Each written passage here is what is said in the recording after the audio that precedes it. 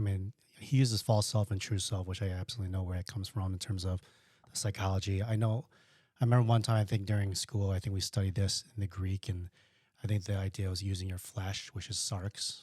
And the idea is that even you're doing things on your own with no help from God. So that's just like, oh, it's the idea humanist. Um, so, like, if you try to do things on your own, which all of us try to do, especially when we're young, and we've learned that through good disciplines, but we don't look for help or look to the spiritual man or also the Holy Spirit, which is entangled with the spiritual man, then it doesn't mean anything. Like it's just chasing after the wind. So, and the analogy I like to think about here was like our heart is like a garden. And so I look at the four parables and the soil. And so when you don't tend the garden, weeds start popping up.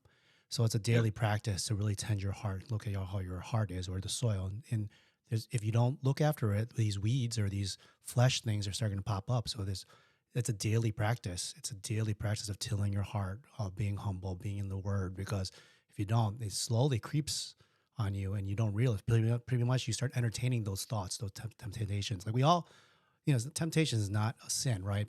But when we start entertaining those thoughts of temptation, like, oh, that woman's cute and she's flirting with me, and you start emotionally having an affair. That's the beginning Okay.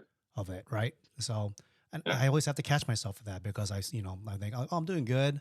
I'm pretty mature. I'm in the word. I'm doing the disciplines, but even that doesn't mean anything if I'm just not with God. I'm just reading the Bible just to read the Bible, not to because I have Right. the Holy Spirit revealing it to me.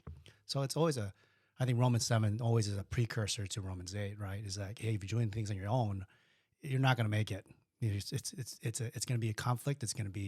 Um, it's going to be it's going to be hard. But that's why I love Romans 8 that comes after it, because it's all about resting and talking about like being in the spirit and kind of like saying there's no condemnation for us. And so it's okay to like be free about it. That's what it's like to be in the spirit. So, Yeah.